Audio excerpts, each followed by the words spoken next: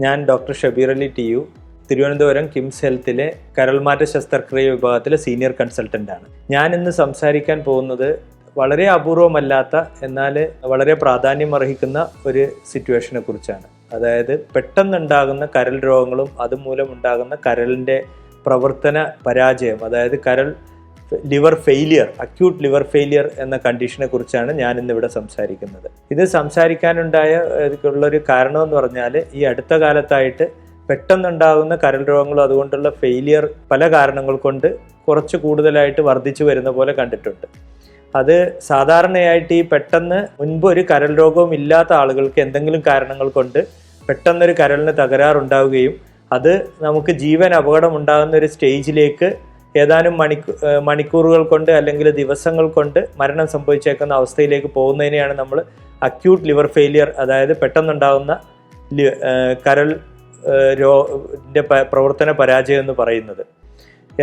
ഇത് പല കാരണങ്ങൾ കൊണ്ടാണ് ഉണ്ടാവാം. ഏറ്റവും സാധാരണമായി നമ്മൾ കാണുന്നത് ഹെപ്പറ്റൈറ്റിസ് എ, ചില നമ്മുടെ ഭക്ഷണത്തിലൂടെയോ വെള്ളത്തിലൂടെയോ പകരുന്ന ഹെപ്പറ്റൈറ്റിസ് എ, ഇ എന്നീ കാരണങ്ങൾ കൊണ്ടുണ്ടാവാം. ഇത് സാധാരണയായിട്ട് ഹെപ്പറ്റൈറ്റിസ് എയോ ഇയോ ബാധിച്ചവരിൽ 99% ആളുകളിലും അത് താനെ റിക്കവർ ആവാറുണ്ട്. എന്നാൽ ഒരു 1% ആളുകൾക്ക്, 1 മുതൽ 2% ആളുകൾക്ക് പല കാരണങ്ങൾ കൊണ്ട് അവരുടെ കരൾ സാധാരണഗതിയിൽ പുനരുജ്ജീവിക്കാതെ പരാജയത്തിലേക്ക് പോവുകയും അത് മരണകാരണമാവുകയും ചെയ്യാം.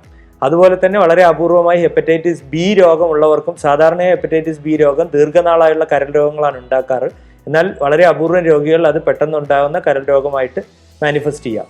അതുപോലെ ഇന്ന് നമ്മൾ സാധാരണ കാണുന്ന മറ്റൊരു പ്രധാന രോഗമാണ് ഈ ആത്മഹത്യാ പ്രവണതകളും മറ്റും കൂടി വരുന്നതിൻ്റെ ഭാഗമായി നമ്മുടെ നാട്ടിൽ ഈ സിങ്ക് ഫോസ്ഫൈഡ്, അതായത് എലിവിഷം അല്ലെങ്കിൽ റാറ്റോൾ എന്ന് പറയുന്ന പോയിസണിങ് കാരണമായിട്ടും പെട്ടെന്ന് കരൾ പരാജയമായിട്ട് നമ്മൾ ധാരാളം കാണാറുണ്ട്.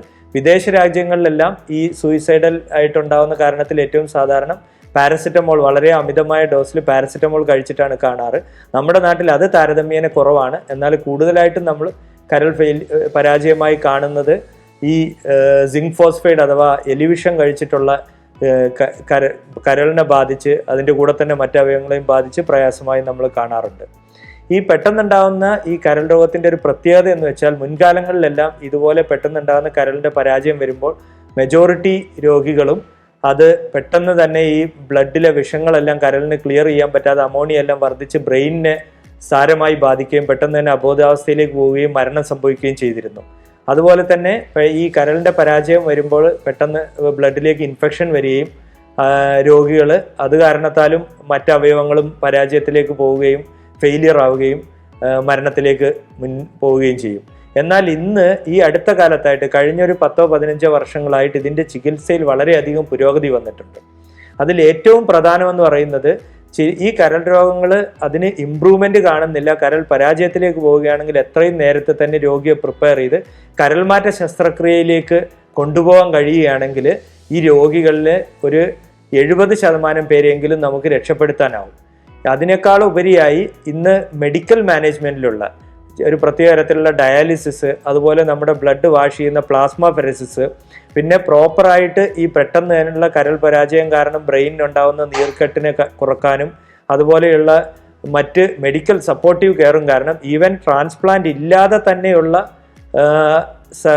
റിസൾട്ടുകളും ഈ അടുത്ത കാലത്തായിട്ട് വളരെയധികം ഇമ്പ്രൂവ് ചെയ്തിട്ടുണ്ട്. എന്നാൽ ഇതിൽ ഏറ്റവും ആദ്യമായി മനസ്സിലാക്കേണ്ട ഒരു കാര്യം, പെട്ടെന്നുണ്ടാകുന്ന കരൾ പരാജയം എപ്പോഴും ഒരു കരൾമാറ്റ ശസ്ത്രക്രിയകൾക്ക് സൗകര്യമുള്ള ഒരു ഹോസ്പിറ്റലിൽ ചികിത്സിക്കുന്നതാണ് നല്ലത്. അതിന് 2 റീസൺ ഉണ്ട്. ഒരു കാരണം, ഈ ഒരു രോഗി മെഡിക്കൽ കെയറിൽ ഇമ്പ്രൂവ് ചെയ്യുന്നില്ലെങ്കിൽ കറക്റ്റ് സമയത്ത് തന്നെ വളരെ മോശമാവുന്നതിന് മുമ്പ് നമുക്ക് കരൾമാറ്റ ശസ്ത്രക്രിയ നടത്തി രക്ഷപ്പെടുത്തിയെടുക്കാൻ സാധിക്കുന്ന സമയത്ത് തന്നെ കരൾമാറ്റ ശസ്ത്രക്രിയയിലേക്ക് പോകാനുള്ള തയ്യാറെടുപ്പുകളും അത് ചെയ്യാനും കഴിയും. രണ്ടാമത്തെ റീസൺ, എപ്പോഴും ഒരു കരൾമാറ്റ ശസ്ത്രക്രിയ നടക്കുന്ന യൂണിറ്റുകളിൽ ഈ തരത്തിലുള്ള കരൾ രോഗങ്ങളെയും കരളിൻ്റെ പ്രവർത്തന പരാജയത്തെയും ട്രീറ്റ് ചെയ്യാനുള്ള എക്സ്പെർട്ടൈസ് വളരെ കൂടുതലായിരിക്കും. ഞാൻ നേരത്തെ പറഞ്ഞ രീതിയിലുള്ള ചികിത്സകൾ നൽകാനുള്ള എക്സ്പെർട്ടൈസും അതിനുള്ള എക്സ്പീരിയൻസും കൂടുതലായിരിക്കും. അപ്പോൾ അതുകൊണ്ട് തന്നെ ഇതുപോലെയുള്ള പെട്ടെന്നുണ്ടാകുന്ന കരൾ പരാജയത്തിൽ നമ്മളൊരു കരൾമാറ്റ ശസ്ത്രക്രിയ യൂണിറ്റിൽ ചികിത്സ എടുക്കുമ്പോൾ അവിടെ അതിനുള്ള മെഡിക്കൽ കാരണങ്ങൾ കൊണ്ട് ആ രോഗി ശസ്ത്രക്രിയ ഇല്ലാതെ തന്നെ സാധാരണഗതിയിലേക്ക് തിരിച്ചു വരാനുള്ള സാധ്യതയും ഏറ്റവും കൂടുതലായിരിക്കും. ഒരു അൺഫോർച്ചുനേറ്റ് ഇവൻ്റ് ആയിട്ട് അവർ അതിൽ നിന്ന് മെഡിക്കലി ഇംപ്രൂവ് ചെയ്യുന്നില്ലെങ്കിൽ കറക്റ്റ് സമയത്ത് കരൾമാറ്റ ശസ്ത്രക്രിയ നടത്താനും കഴിയും. അതുകൊണ്ടാണ് ഈ തരത്തിലുള്ള രോഗികൾ എപ്പോഴും ഇന്നത്തെ നമ്മുടെ അവസ്ഥയിൽ ഒരു കരൾമാറ്റ ശസ്ത്രക്രിയ വിഭാഗത്തിലെ അതിൻ്റെ ICU കെയർ ഉള്ളിടത്ത് ചികിത്സിക്കുന്നതായിരിക്കും നല്ലത്.